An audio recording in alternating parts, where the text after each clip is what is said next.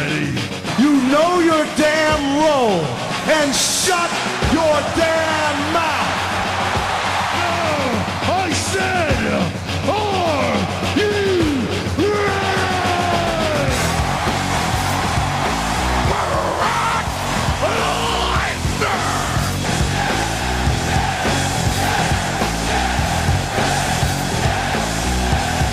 And that's the bottom line, 'cause Stone Cold said so.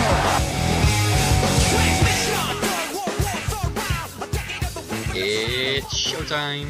Welcome to the Match Wrestling Podcast. This is episode 14, as yet untitled. We will get around to picking a title out. This is Dazzy Dangerously, and yes, I've still got more F-bombs than you can shake an El Torito at. And it wouldn't be the Match Wrestling Podcast if I wasn't tag teaming with the podcast phenom. He is the Phoenix. Hello. How are you doing? Oh, that's a new intro. No howdy doody. Howdy doody.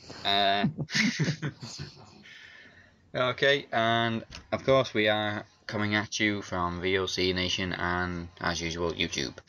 So, thank you for having us. We're also affiliated with Busted Tees, a fun, rapidly growing internet-based t-shirt brand from Manhattan, New York, and believe it or not, we're also affiliated with WWE Shop. More details on that coming soon. Now, joining us today, once again, from Sunday Segway and also one of our writers at Max Wrestling Magazine, is Michael Cookie Cook. Hello, I'm back. You're back again. Yeah, 2 weeks straight. 2 weeks. I'll be back. Was that the Arnold Schwarzenegger you were doing, or the guy from Simpsons? Arnold Schwarzenegger. Okay. Was that not I obvious? know how big of a Simpsons fan you are. Have you got all seasons now on DVD? I just need season 18 and 19, and I'm caught up to all the way up from 1 to 20, plus the movie. I thought my Family Guy collection was bad. Oh yeah, I got the Family Guy as well. Yeah, I've got them. The only thing I don't have a Family Guy is that Stewie Griffin Untold Story thing. Yes, I beat you. I've got that. I'm not really bothered about that anyway. It's good. Stewie gets drunk. Oh yeah, no, I've seen it. It is good. I'm just not bothered that I have it, that I don't have it. Okay. Anyway, we're getting carried away. Also joining us this week, yes, we have two guests. Making his return to the Max Wrestling Podcast, again, throughout the PG rating, it's Evan Makeba. I need to get this right. Hang on, give me a second. I snort weed and I smoke cocaine. Awesome. That's right, isn't it? Yes. That explains a lot. Yes. Yes. I'm about to Charlie Sheen my way into an early grave. Just need more Monster cans and caffeine, and also 21-year-old hookers to sit on my face. Yeah.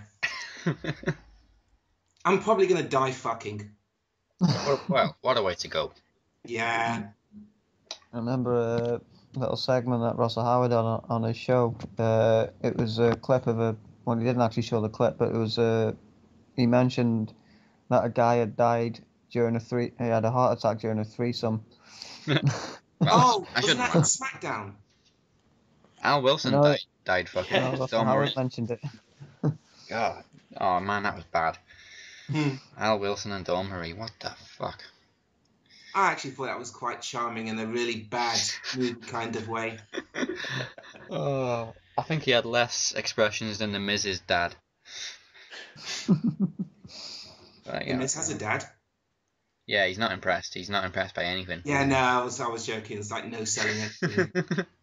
Oh, damn, I fell for it. Nice. Oh, his son's getting beat up in front of you. Don't care. To be fair, if my son was a Miz, I wouldn't care either. Anyway, let's get on to what today's show is about. Last week we covered how much has changed since WrestleMania 30, so this week we're slightly more in the future, well, in the past now.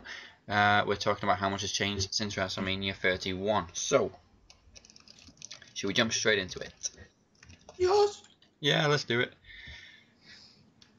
Okay, we kicked off at WrestleMania 31 this year with, on the main card, with Daniel Bryan, Bad News Barrett, R-Truth, Dean Ambrose, Luke Harper, Dolph Ziggler, and Stardust in a ladder match for the Intercontinental Championship. The match was, of course, won by Daniel Bryan, but as we know now, the IC title reign was very tainted, as we said, and it was almost a carbon copy. Daniel Bryan's got a code. He's got a flu. That's why it was dropped, basically. Yeah. Yeah, it was like almost a carbon copy of when he won the World Championship. He held it for a little while, and then injury made him relinquish it. I think it was just basically stating the obvious that he just came back too soon, I think. Yeah. Too soon. And, as we said last week, he needs to take more time off before he comes back, if he comes back. This time. Putting him in a ladder match, that's insane. Yeah. I mean, they didn't put him with Brock Lesnar, but... Yeah. I think a ladder's equally as bad. Yeah, there was all this talk at the time that they don't want to risk his health because they're afraid he's going to get injured. Okay, so we'll put him in a 7-man ladder match. That's much safer, yeah. Choose your bump. Yeah. You can either get your neck broken by a ladder or by a suplex. Either way, it's going to hurt. Yep. But we've taken a look at some of the others that were in the match. I mean, Stardust. When he first started this gimmick, it was kind of popular because it was at first it was similar to Goldust, and then it just went even more batshit crazy. But Stardust isn't doing much now. No, he seems to be another jobber. See, this is my problem with the roster at the moment. Everybody wants to be in the big picture, and in a way, that's great. But unfortunately, the big picture, there only seems to be like a couple of people swimming around the top. So everyone else seems to be like hanging around with the hands in their pockets, just like doing nothing. So now we have this Stephen Amell Stardust feud, if you will. If it's going to happen. We don't know. I don't care, to be honest. Actually, I kind of do care, but I just don't want it to be a match. I'd rather it be like what they did with what's his name, Mickey Rooney? No, Mickey. Rourke. Yeah, Mickey Mickey Rourke. Yeah, when he was at WrestleMania. Yeah. Yeah, that would be kind of cool. I mean, I think he's the only celebrity for a long time where he actually looks as though he can act like as though he's in his feud with Stardust, and he's not smiling, laughing at the scenario that he's in, sort of thing. He's not the entourage. Oh God. We've also had Jon Stewart. He looked comfortable in the segment, but everyone else just like, what the fuck are you doing here? I wonder who's in charge in terms of like celebrity bookings, if you will, and if they approach the celebrities, or the celebrities approach them in a kind of like advertising situation, because that's the only way I can imagine any of the, apart from Jeremy Piven. But Jeremy Piven wasn't there this time, was he not? No. I would assume it's Triple H. I can't see Vince watching Entourage or Arrow. Nobody watches Entourage. Nobody watches Entourage. I'm in the minority. I don't watch Arrow. So. Ooh, you see, I watch Arrow. Yeah, maybe if I did, I'd probably be more excited about this potential feud with Stardust. Oh, I'm kind of hyped for it. I like Arrow. My only problem with Arrow at the moment is it's not, season 2 is not on Amazon Prime, so I've had to go to Orphan Black until it is. That's on Netflix, but yeah, that's another story. Yeah, there's not much on Netflix, to be honest. Is there more on Prime than there is? Because I cancelled my Amazon Prime account ages ago. I actually stopped paying for my Amazon Prime. I actually had Amazon Prime and Netflix. Now because nobody donates to my podcast, cheap plug. now I'm kind of just like just leaving Amazon Prime alone for a bit and just concentrating on just binge watching Netflix and Sky Plus. All right. Oh, quickly, whilst we're talking about movies, I found off air we were talking about wrestlers in slasher films. The film I was referring to was WrestleManiac, and it's got Rey Mysterio Senior in it. He's one of the slashers. He is the main slasher. Sorry. I can't see Rey Mysterio as a heel. I think that's one of the I'm assuming he's a heel, innit? Well, a bad guy. Sorry, I missed that. I'm assuming he's a heel, considering he's a killer. Yeah, he's very much a hero in this. I actually watched it. Oh, Layla's in it as well. Oh man. I think it's Layla. Not British Layla, but another Layla. Oh right. She was 2005 Diva Search. I was going to say, it's about time Layla did something. Oh no, this was fucking years ago. What year was this? This was 2006. Oh shit, we're still in single figures. Yeah. So it was like fucking 4 years ago. Oh man. Alright, so let's get back to WrestleMania. Sorry. No, hey, we always move away from this subject. It's fun and unpredictable. Awesome. WWE. So second match on the main card was Randy Orton and Seth Rollins, which ended with the move that we're not supposed to mention, but we're going to mention because it's fucking awesome. The curb stomp turned into an RKO. As I said at the time, best friggin' RKO out of nowhere I've ever seen. And we know Randy where... Orton, he just flicked him in the air with his own head. Yeah. It's brilliant. I wouldn't say it's the best one I've seen, but it is definitely within the top 3.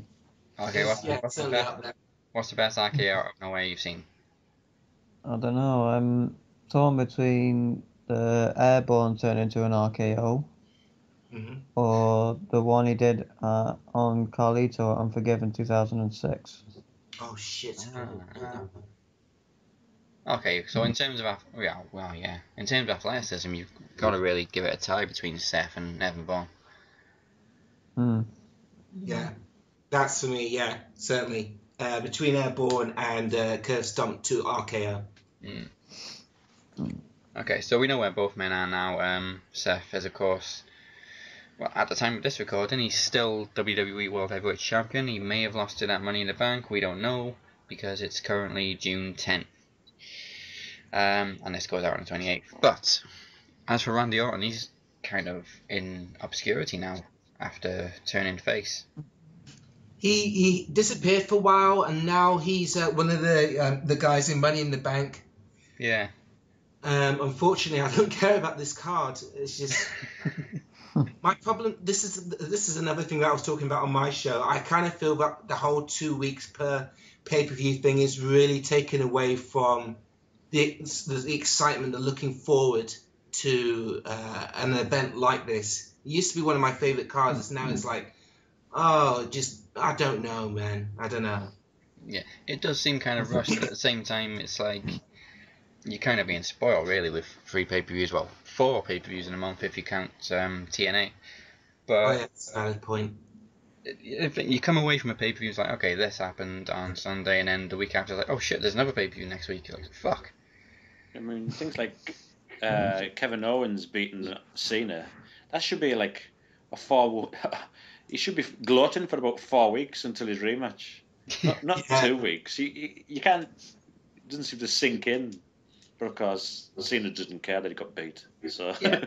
And the thing with those two as well, on the Go Home show before Money in the Bank, it was pretty much, okay, Kevin Owens beat Neville, and then nothing else happened between them. Yeah, I would have liked to have seen a face-to-face before this card comes. Yeah. In fact, I've got Cena applauding him. It's like, hell, we could see a fucking Hulk Hogan when he won the World Heavyweight Championship of Kevin Nash, if anybody remembers that. The infamous poke. We could see that. The finger poke of doom. The finger poke of doom. It's like the one move of doom. So, the next match of the night, which divides people's, it was full of nostalgia, but at the same time it was a finish that maybe pissed off a lot of people. Triple H defeating Sting. Yeah, I mean, I've said this in the past in the show. I've said this in the past. If Sting doesn't fucking win, doesn't beat The Undertaker, then, I just, no. I wouldn't be happy with that. And I know a lot of people, minus talking about the IWC being Reddit squared circle, a lot of you're basically slapping a lot of people in the face if Sting doesn't win. Yeah. You can't have someone like Sting go 2-0 on his debut and then the follow-up match. Really, if he does, then it kind of means that he's sold out because he's finally come to WWE and pretty much done nothing in the ring. He sold toys. He sold toys. I mean, that could be. And t-shirts. Buy one of his toys in a couple of years' time. Sorry. And t-shirts. And t-shirts, yeah. And if you keep that shit for a couple of years, it might be worth something. Yeah, I mean, this match, I didn't like all. Well, at first I thought, oh, the NWO's coming out and all this, but then I thought, to a comedy bit, like a Raw where they bring back all the old guys. I thought if they'd built to this, like building up to the match, and they come out each week, the NWO comes out and all this. Yeah. But just in that match, it just felt a bit. I don't know. It just didn't seem right. It was nice for surprises, but when you really think about it, it didn't really make much sense. DX helping Triple H made sense, yeah, sure, but NWO and Sting, what? No, if they came out in the Wolfpack music, like when Sting was in the Wolfpack, but the black and white, no. And where are they now? I mean, Sting kind of disappeared straight after WrestleMania. We hope he's coming back for WrestleMania 32. And as for Triple H, obviously he's still, in the role of COO. Authority. Yeah, which I gotta say he does play well. He's a great authority. Actually, I think Sting was at a Comic-Con with Paige a couple of weeks ago. I'm not 100% sure. Yeah. So he is doing personal. Yeah, he is doing public appearances. Okay, so following this, we had AJ Lee teaming up with Paige to defeat the Bella Twins. Thank fuck. And I don't even want to talk where they are now. AJ has, of course, retired. Paige, she's up and down. She's in and out of storylines. She's off TV. She's on TV. The Bellas fucking dominating the division. Dominating. That's only because of who they're banging, though, isn't it? Yeah. That never gets old.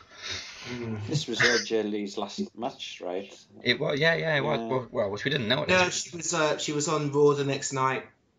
Oh yeah. It was the last pay-per-view match then. Yeah. But we didn't know, of course, that she was retiring at the time until later on in the week. So what did you think of the match? To be honest with you, as soon as it was booked, it pissed me off. It pissed me off immensely. I would have preferred it to be a fatal four-way for the Divas title. We keep hearing about give Divas a chance, and there's opportunities to do that, and they just think, no, fuck it, we're going to turn it into a tag match. No one cares about tag matches unless they have some kind of importance. Simple. So for me, it was like, oh, Paige looks fit. Oh, AJ Lee, oh, yeah, she's not in the match that much. Yeah, well, that was one thing I'd say about the match that was good, was that AJ gave Paige more time in the ring. It probably would have been better if it was a fatal four-way, but I thought it was good that AJ gave Paige a chance to prove what she could do under the brightest lights in the world type of thing. Yeah. Okay. I'd like to point out it's been about 3-4 years since the Divas Championship has been defended at WrestleMania. Oh, no. Oh, no, in the traditional match, when I think about it. In a one-on-one match. Yeah. Well, yeah, or even a fatal four-way. Nothing like this fucking. What was it that we had the year before? The Vicky Guerrero Invitational. Yes. What the fuck was that? A clusterfuck. Yeah. Yep. Okay, so following this was the beginning of Rusev's downfall as he lost to John Cena in the first of their series. We can't say Rusev had a good match, but It was fun. yeah, it was fun. But should he have beat Cena at WrestleMania? To be honest with you, it was obvious he was going to drop the title to Cena. I kind of feel that at the time, if Rusev beat Cena, he would be completely overpowered, and there wouldn't be anyone in terms of the US title for him to fight. But the fact that he dropped the title to Cena, and Cena's obviously the biggest, the face of the company still. I don't care what anyone else says. It gives the United States title some fucking merit and some weight, which it's needed for a while, because now, in my mind, the weakest title in the WWE is the IC title. So we need to find a way of boosting that up, like they did with these guys at WrestleMania. Yeah, well, I guess we can say the biggest winner of that match then was the United States Championship, but of course it damaged Rusev's career. Yeah. I'm hoping he bounces back, just not this fucking Dolph Ziggler feud. Yeah, get your goddamn hands off my woman. Oh yeah. Going back to the last Raw that we saw while recording this, I'm not sure if I saw it properly. Did Rusev bump Lana off the stage, or did she actually? No, I think she was like just shuffling towards, and then she just fell from the smallest point of the ramp, and then. But then you saw Rusev turn around and give a little giggle. Yeah. Put it this way: James Storm, Mickey James, minus, Dog Turd, minus this. Should we talk about James Storm and Mickey James? At least they gave Mickey a push. Hey! Nice. Something I want to cover soon. The idea of unisex bumps. I'm actually very much for it. Provided they can take them. Oh yeah, if you can take them, fucking Maria. Oh God, Maria Christ. Yeah. She's taking all sorts. Spears, fucking drop kicks, took, super kicks. Fair play to the girl. Power package. Yeah, power drive. Yep. Yeah, she's the queen of bumps. And I, for one, if you want to talk about giving divas a chance, I would actually like to see more women take bumps. Yes.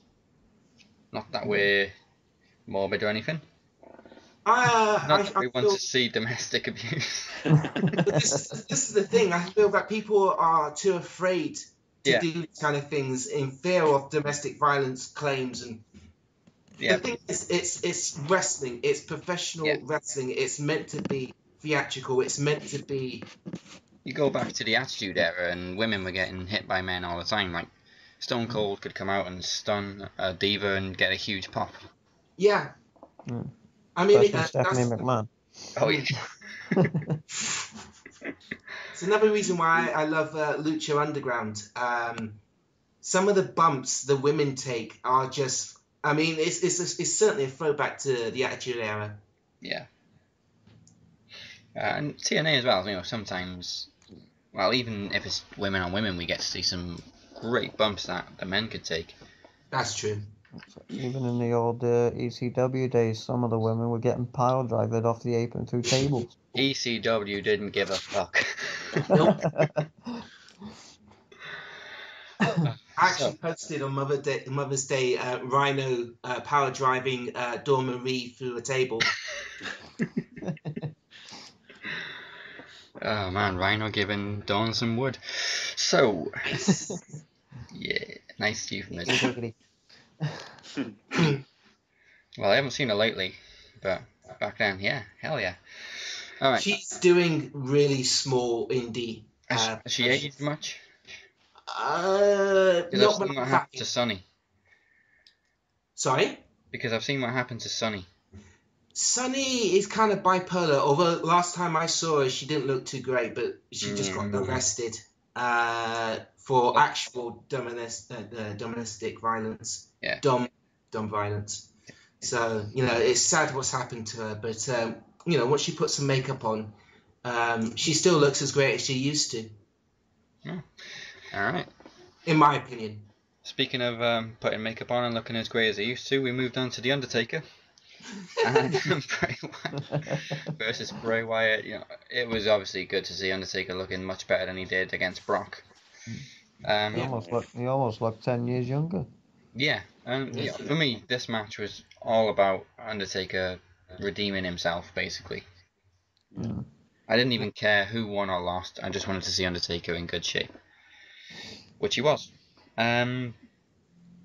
We know, obviously, Undertaker doesn't wrestle more than one match a year, so we don't really need to talk about where he is now, because hopefully he's coming back at WrestleMania 32. But for Bray Wyatt, did it damage him losing the match, or did he just get damaged anyway? He was already I think he was already damaged. Yeah. Yeah. I mean, he just does the talking bit for 4 weeks and then gets beaten. So he's the new face of fear, but gets beaten. so he's the beaten face of fear. Yeah, he's never recovered from Cena. No. And it's been downhill from there, I think. You think if he'd have beat The Undertaker, he would have been in a better position now? No. Well, people will be saying he's actually won a feud, where instead of just losing every single feud that he's involved in, almost. Oh yeah, well he won the Dean Ambrose feud, but Dean Ambrose was in mid-card obscurity himself. Yeah. Ryback. Oh yeah, no, fucking. Yeah. I would have thought he'd be in a better position since getting a win over Taker is always monumental. Well, especially at WrestleMania. Oh yeah. Only one person's ever done it. All right, so let me put this argument to you. Sorry, go on. So yeah, I think if he did get the victory over Taker, he would have been in a better position than what he's in now. Mm-hmm. All right. Maybe he'd have a title reign by now. Well, let me play devil's advocate for a second with you, Phoenix. If Bray Wyatt won against Taker and then lost to Ryback, do you think he'd still be in that? Do you still feel that he'd be in the position that you feel he would be in? If he lost to Ryback, he'd probably be where he is now. Yeah. So I kind of feel that the results at WrestleMania was just. It's one of those situations where it's giving something back to the guy that gave something back last year. Yeah. So I don't know, man. It's a shitty side of the business, but it is what it is, yo. So looking at how much Undertaker recovered for WrestleMania 31, what kind of shape do you think he'll be in for WrestleMania 32? I was going to ask the question, actually. I would love to be a fly on the wall and see Taker's preparation for WrestleMania. When does it start? Well, obviously, it's one of those things where you don't just stop building your body. You don't just stop looking after yourself. But when does that intensity hit for, something like WrestleMania, fighting someone like Brock Lesnar, fighting someone like Bray Wyatt, who's 20 years, 30 years younger than you are? Yeah. I'd love to see it. I would assume The Undertaker would prepare sooner than everyone else because of the shape he's usually in. But this year we saw Michelle McCool post a lot of stuff about Taker in the gym, which really we've never seen before. His preparation for WrestleMania. And that really gave me more faith in what kind of shape he'd be in for Bray. That's good. We're probably going to see him on Austin's podcast. Oh yeah, of course. I've heard rumours he could be one of the listed guests on that. Him and Sting are also listed as guests, aren't they? Yeah. I've heard those rumours for about 3 years, so I shall believe it when I see it. Well, it will obviously be interesting to see Undertaker on Stone Cold podcast out of character. For sure. So he does it. But having said that, would it indicate his retirement if he's going to appear out of character? Because he's never appeared at the Hall of Fame either. Well, he does, but he hangs around backstage, doesn't he? Yeah, he's never actually appeared on it though. I mean, Oh, no, apart from Paul Bearer, but he was in yeah. character. Yeah. Unless he does the podcasting character. Yeah, just sit there and say nothing. The thing is, he's So when did you start becoming an Undertaker? The thing is, he's going to have to be out of character when he goes into the Hall of Fame as well, isn't he? Yeah, but I'm assuming when he goes into the Hall of Fame, he will be retired or just about to retire. Okay, so main event of WrestleMania was a brawl, really. Brock Lesnar versus Roman Reigns. Loved it. Yes, hell of a match. Roman surprised me. You know, I didn't hate him, but I was one of those people that didn't think he was quite ready to main event WrestleMania. But too soon. Yeah, but he did put on a great performance and took, well, I know it's kayfabe, but took a hell of a beating from Brock. And to be fair, Brock didn't really fall onto the losing hand until he headbutted the ring post. Oh, we had a discussion about this on Twitter. I remember this. Yeah, I would. Looking back, I'm still yet to see the tapes. I would say that was a turning point in the match, but I feel that was coming towards the end of the match. Well, the end of that match, so to speak. Yeah, the end of that match was basically Brock headbutts the post and then Roman just punches him a few times. Yes, some say he bladed, but I think that was just Brock Lesnar being careless and just because he's done that before, hasn't he? Where he's cut the back of his head on the post. Yeah. Well, I don't think WWE allow blading anymore. No, I think it's safe to say that was bleeding the hard way. The last time I know of anyone blading was CM Punk against Jerry King Lawler in a steel cage match. Oh man, that's the last time I heard of it. So it is. Oh, when was Triple H Taker? Because there was Hell in a Cell. Because there was blading there. It just wasn't very good blading. WrestleMania 28. 28. Shit. So yeah, that would have been the same year. Really? Or maybe the year before Punk and King. No, it was around the same year because at WrestleMania 28, Punk was face. Ah, yeah. He was facing Jericho. That's right. So he didn't turn heel till later on. So yes, that's the nearest we've seen. That's the nearest I've seen to blading. No, I generally feel that Lesnar takes those bumps now. I mean, you want to talk about Benoit bumps? You want to look at fucking Lesnar, man. Yeah. Well, of course, in this match we were introduced to Suplex City, bitch. Nice. Well, I think we were properly introduced that at the SummerSlam the year before. Yeah, but we didn't have a name for it back then. It was just German suplexes. Suplex repeat, suplex repeat. Yeah. Yeah. So they're probably going to come up with another catchphrase for it when Brock returns for SummerSlam. I've got him coming back actually this, I believe it's this Monday on Raw. Is he coming back? Well, obviously it's at the time of this episode going up, it would have happened this Monday. From what I remember, from what I remember via the tweets that I've been reading, this is what I've been reading. Don't take this as me saying this is fucking power. This is written in stone, but this is what I've heard. This is dirt sheets we're talking about. This may be dirt sheets. But I hear he's booked for the 12th, the week after that, and then of course SummerSlam. So we've got some kind of feud building up then. I think I've heard rumours he's got Kofi Kingston in Japan as well. Oh yeah, on the 4th of July. Nice knowing you, Kofi. Yeah, poor guy. What did he do? That's kind of random, really. Brock's first, house show in years, and it's against Kofi Kingston. Yeah. To be fair, go on, sorry. I mean, no disrespect to Kofi, you'd just expect it to be someone more high profile. I think. Oh, I don't know. I feel that Kofi at the moment is reliving the glory years of when when people gave a shit about him. I love the New Day. I think I was one of the few people that says this is fucking awesome. In terms of the New Day kind of thing. Maybe it's because I'm black, but no, he's certainly Hang rejuvenated. on, I'm being shouted again. Token black guy for the win. Go on, carry on. No, that's all. That's all I've got to say. I feel that.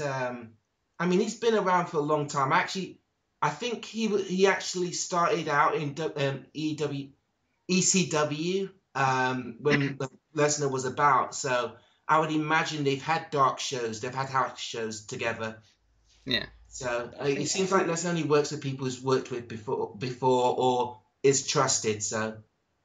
I think it's a good idea having somebody lower on the card, having a mini feud with Brock Lesnar, because we're just expecting Lesnar to come straight in and murder Seth Rollins. Seth Rollins. But how about somebody lower in the card to raise them up? Sorry about that. Yeah. A feud with Lesnar would make them like in the main event picture sort of thing. I'd have thought if they had a feud with Lesnar. I suppose it could work well, yeah. The whole New Day against Brock Lesnar. Yeah, because we're too used to seeing him against main eventers like Triple H and Big Show. So why not? Well, Lesnar tore through the Authority in a matter of seconds on the frozen moments of Raw. What's he going to do to the New Day? What a segment that was. He tore through the whole 3MB within a few... And Michael Cole. Within about a matter of Michael minutes. Cole, he's a tough cookie. He came back 2 weeks later. Yeah.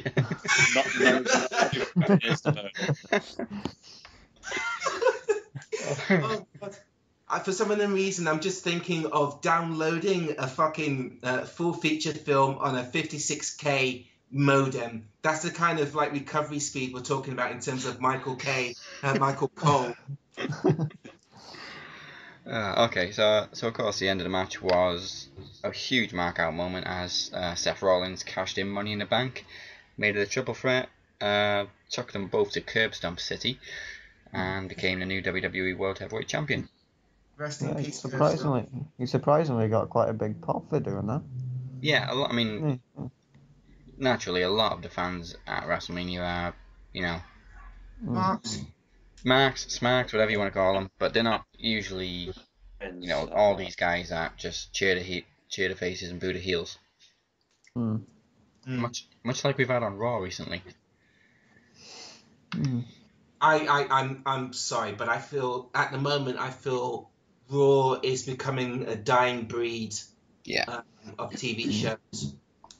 I don't care for it. I don't. The last Raw I watched before I went away was June 8th. That's the first time in a long, long time that I've given up before the third hour and just turned it off, went to bed. Yeah, it was better when it was just 2 hours. Now it's just getting on a bit. It's just getting too long. I just wasn't entertained. It started off okay, and then it just starts getting worse throughout the show. You need to put it back to 2 hours and then give the final hour to NXT. The thing I said about it was Kevin Owens and John Cena and that segment with Neville, it shouldn't have been on first because after that everything just felt lackluster. Yeah. And I knew Dean Ambrose wasn't going to turn up until right at the very end, so I just didn't give a shit about the rest of the show. I mean, we could talk about are the Authority turning face now that they've turned their back on Seth Rollins, and half of me kind of thinks I don't fucking care. I don't. If I was watching live and I thought I'd take 3 hours from this answer, I'd think fuck this. I'm going to play Dirty Bomb instead. I'm going to play COD. I'm going to do something else with my time. Yeah. Hopefully it means Seth Rollins will just be a heel champion on his own. Yeah, which he's needed for a long time. Yeah. Now it's getting beyond a joke where it's getting to be comedic now. Yeah. Where he's saying to Triple H, yeah, but you're going to be there, right? Yeah, you're going to be there on Sunday. We're just going to observe. Yeah, but... You'll still be there. Yeah. So, hopefully he'll be a lot better, so when Lesnar comes to kill him, you'd think he wouldn't get to sort of thing. It's an interesting point, actually. Are we going to have a Brock Lesnar Seth Rollins feud? Because that seems to be the thing. That's. I can't imagine Brock Lesnar on the SummerSlam card against anyone else. I can't. Yeah. Not even Going left after in the that middle of a Raw. feud. Going Yeah, after he that left Raw him. where Rollins basically scarpered from Brock Lesnar. I was like, well, that's clearly people will want to see that just to see get his hands on Seth Rollins. And we can't, of course, forget that Seth pretty much stole his championship at WrestleMania. Yeah. And basically that set Brock off on a rampage, and so technically Seth Rollins is the whole reason Brock got, quote, suspended in the first place. Yep. That's right. Yeah, because he left it in the middle of a feud with Seth Rollins, if you will. So it wouldn't really make much sense to put him with, say, Randy Orton or Sting or whoever. Unless he's going to feud with the cameraman. It just wouldn't make sense. Or unless we predicted Money in the Bank correctly and Roman cashed in on Dean Ambrose, and maybe we'll get the rematch at SummerSlam between Brock and Roman. No, thank you. No. Yeah, but you know, he's going to want to get his hands on Seth Rollins first, though, isn't he? Yeah. Maybe a rematch, triple threat match. Yeah. Like how Mania ended the same for SummerSlam. Yeah. Have it the same for SummerSlam. Yeah, I could say that. We got plenty of time for SummerSlam. Okay, so that's WrestleMania 31 covered. Now, let's get some trivia done. Of course, as you know by now, the loser of the show cuts the podcast promo, but now every trivia segment is worth points. So let's get the first three as our guests take on the Phoenix. Phoenix, you know the drill. You will be muted and we will see you in part 2. Okay. Good luck. Fuck off, Phoenix.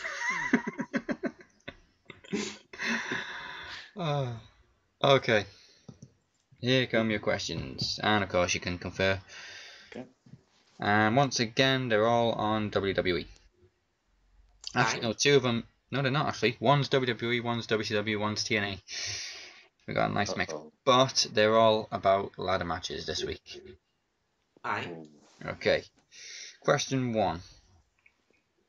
The Knockouts match at TNA Sacrifice, which of course was a big gauntlet which turned into a ladder match. Did it last more than 10 minutes? Wait, a simple yes or no answer? Yeah. What year was this? 2008. Ooh. Ladder match. And it was a gauntlet match. A gauntlet match that turned into a ladder match. So are you including the gauntlet part? Or? Yeah. So basically, it was all one match. Shit. Yeah. I might have to watch this afterwards. I'll say yeah. It came down to Gail Kim and Roxy Laveau. Oh, I'd say that would be yes. Yeah, I'm going to say yeah. I'll give it to you because it was exactly 10 minutes. So it wasn't less. So that is 1 point. Question 2. Who won the first ladder match in WCW? God.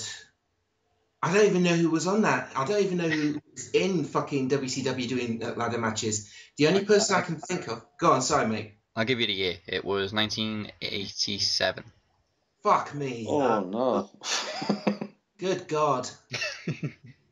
Was a belt involved? No. There was something involved. Oh, 1987. Fuck. To be fair, I think the Phoenix are going to struggle with this as well, because I don't think he's ever watched WCW. No, whatever. WCW. 87. Let me have a good think about this. Time to pace up and down. Both participants are former world champions.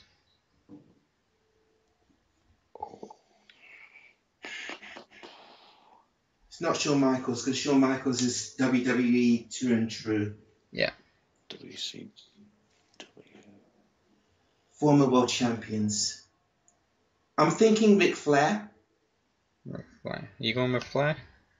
No, I'm just. No. Cookie, you got anything? Oh, Actually, you know what? I'm thinking Ric Flair. You're talking about someone 70s, 80s, 90s in their prime. Ric Flair was up there. Sting! What about Sting? that's possible. For some reason, Tully Blanchard just came into my head. I don't know why. Oh, I just can't imagine Ric Flair in a ladder match. That's true. Oh, he was once WrestleMania 23, 24. Yeah, Oh yeah, he was in Money in the Bank. Money in the Bank. but in that era of '87, there's some. Yeah, I'd agree with you. I fancy Sting for this. Okay, Sting. You going with Sting? Yeah. Yeah. Bollocks. Tully Blanchard. Tully Blanchard was involved, but he lost to Dusty Rhodes. Oh. And it was actually a barbed wire ladder match for $100,000. Oh no. Okay, score is 1 out of 3 so far. Last question. Who did Bret Hart defeat in the first WWE ladder match? Bret Hart. Shawn Michaels. Shawn Michaels? I was going to go with Owen Hart. No, I think it was Shawn. All right, I'm going to go with you because you sound confident on this. If you're wrong, Cookie, I'm going to fuck you up. Okay, Shawn Michaels. Nice. Yes, the first ladder match before WrestleMania 10. Okay, 2 out of 3. I think it was only on video. I think it wasn't. Yeah, I think it was unreleased until recently on the Greatest Ladder Matches DVD. Yeah. So Brett probably thinks he invented it. Oh yeah, there's an interview on it. I think he's pretty bitter about not getting credit for not being in the first ladder match. Salty. Okay, we'll see how well the Phoenix does in part 2 while we take a short break. And while we're away, we'll play you the mystery pay-per-view theme. If you can guess which one it's from, there's a point for the teams, or for the Phoenix. We'll see your ass in part 2.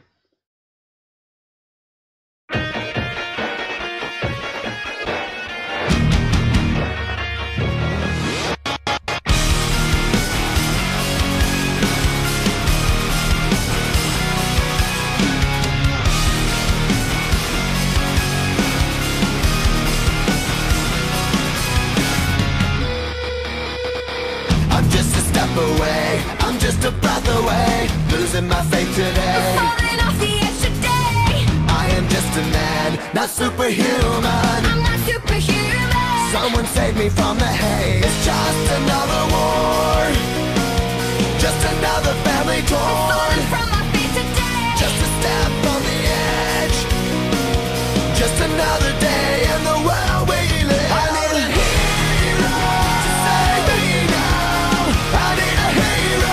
Save me now. I need a hero to save my life. A hero will save me. Just in time. I've gotta fight today to live another day. Speaking my mind today. My voice will be heard today. Hey everyone, it is your favorite knockout, Mickey James, and you're listening to the VOC Nation. And we're back. If you guessed what pay-per-view that was from, good for you. Did anyone here get it? Royal Rumble 2010. Ooh, straight in. You fucking beat my pants. I was going to say, It was Hero by Skillet. Okay, Phoenix, you get a point for that. That makes it, at the moment, 2-1. I'm not going to give an extra point for this, but which video game was the song in? I don't even know it was on the video game. Is it wrestling related? Yeah, it was a WWE game. Oh, was it this year? It's 2K. SmackDown versus Raw. SmackDown vs. Raw 2010. Yes, it was the same year. Yeah. Alright, now, let's get your trivia underway. As I said, the points are 2-1, so you only need to get 2 questions correctly to take the lead. Okay. First question. The knockout match at TNA Sacrifice was a battle royal which became a ladder match between the final 2. Was it longer than 10 minutes? I'm going to say yes. Yeah.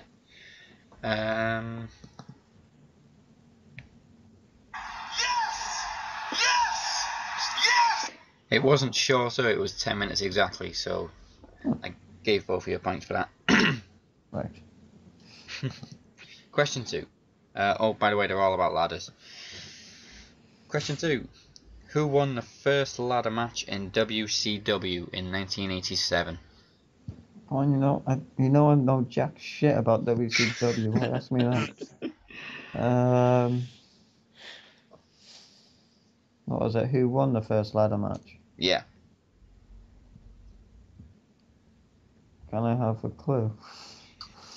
Did I give you guys a clue? Yeah, you did. Oh, I said the year, didn't I? Yeah, it was 1987. Oh yeah, and I also said both participants are former world champions. WCW or WWE or? I didn't specify.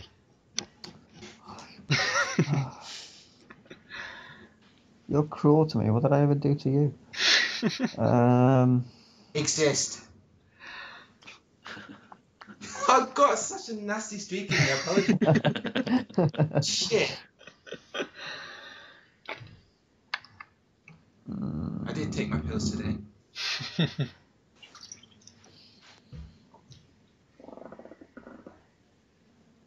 The scores are even now, you can pass it. Or you can just throw out a random WCW name. The name Bret Hart comes to mind, but I don't know why. Do you want to go with Bret? Yeah, I can't think of anyone else. Didn't think so. It was the American Dream, Dusty Rhodes, baby.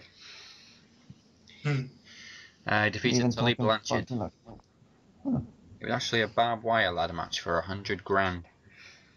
Bloody hell. So that means the scores are still even on 2-2. Final question. To take the lead, who did Bret Hart defeat in the first WWE ladder match?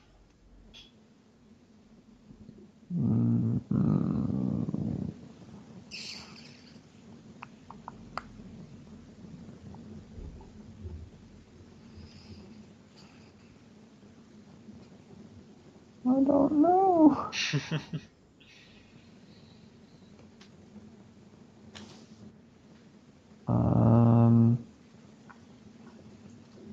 I'm gonna have to pass it because I got no clue whatsoever. No idea, do you want to guess? I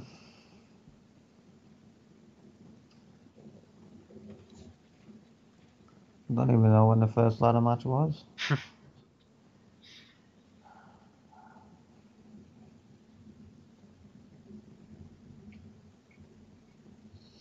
Owen Hart? I don't know. Owen.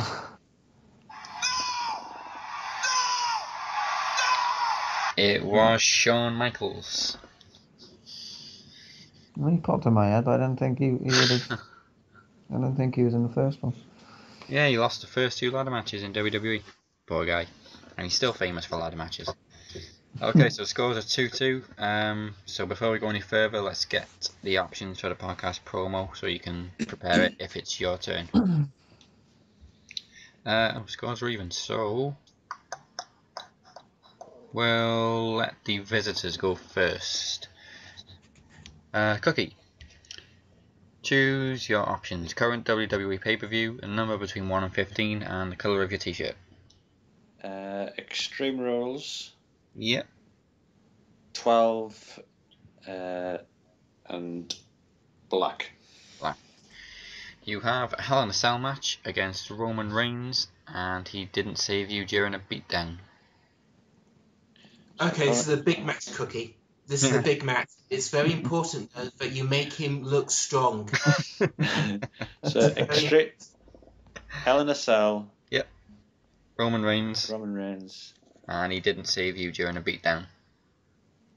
Remember, make him look strong. Okay, Evan. Choose Hello. the current WWE pay-per-view, a number between 1 and 15, and the colour of your t-shirt. I'm going to go for Night of Champions, 11, and pink. Sweet. You have an Iron Man match against Dolph Ziggler. Right, And okay. he abandoned you in a tag team match. Can't give a fuck. I want to kick his ass. Told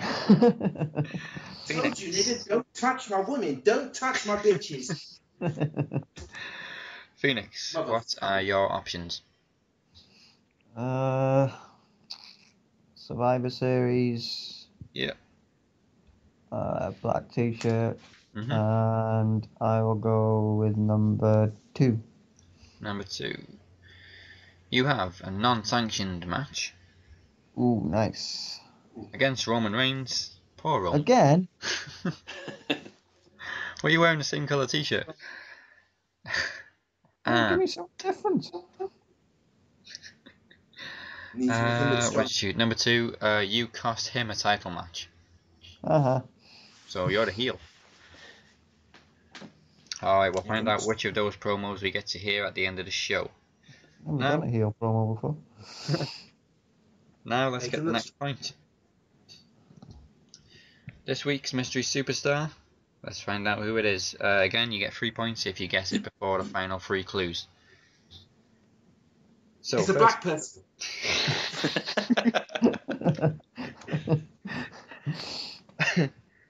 first clue. Former ECW champion. Rob Tommy Van Dam. Dreamer. Nope. Former US champion. Rob Van Dam. Nope. Made his WWE TV debut in 2005. Bobby Lashley. Is the right answer. Oh, fuck. And it was before the final 3 clues, so you get 3 points for that.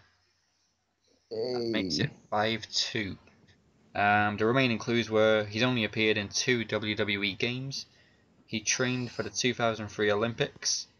Wrestles for both WWE and TNA, and he's a former TNA World Champion. Okay, so that means we're going to hear 2 podcast promos today. Hey. At least I don't have to do another one today. We can do random wrestling records as well, but of course the point doesn't make much difference. But this week, who has wrestled in the most ladder matches in WWE? I'm going to say Jericho. Chris Jericho. Okay, any more? I'm going to say Shawn Michaels. Sean. Jeff Hardy. Okay. Oh, God. Alright, in 3rd place, with 4 appearances, is Dolph Ziggler. Ha. There's quite a few in 2nd place with 6 appearances. Shawn Michaels is one of them.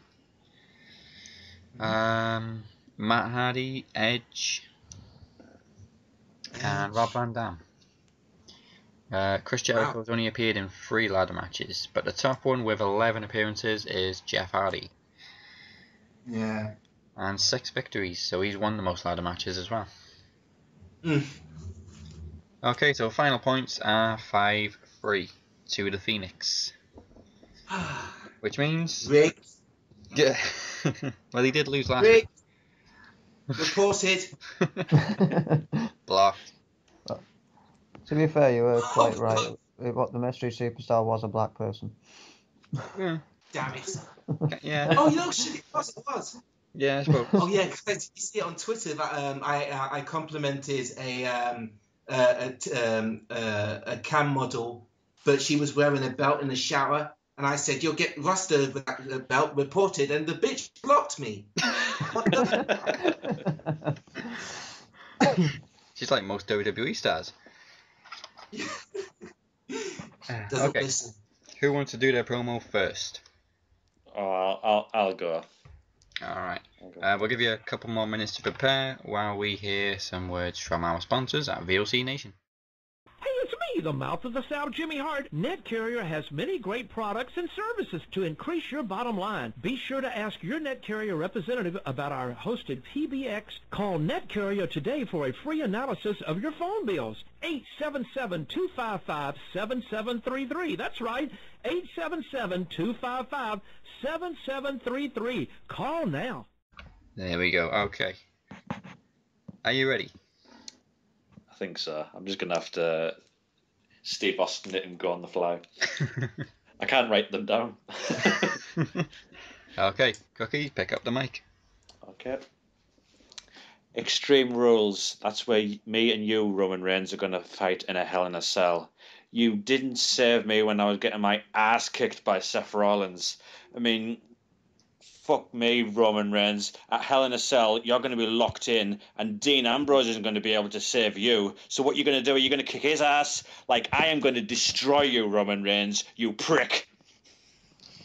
Nice. Drop them. I've got a lot of F-bombs in promos. Fuckity fuck.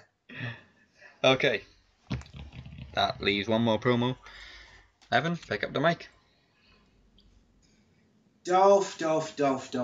You and I have similar beliefs. We like to be the alpha male. We like the color pink. And we enjoy the company of women. And the whole Lena thing, okay, that's fine. I'm an open opportunity. I'm open to sharing. And I thought we were a team. We clearly aren't a team. Because teammates don't leave each other in the middle of the ring to get beaten up by other people. So I say in true manly fashion, let's settle this like gentlemen. You and me, 60 minutes in an Iron Man match. Because you may be the show, but I'm the money. Makeba equals money, bitch.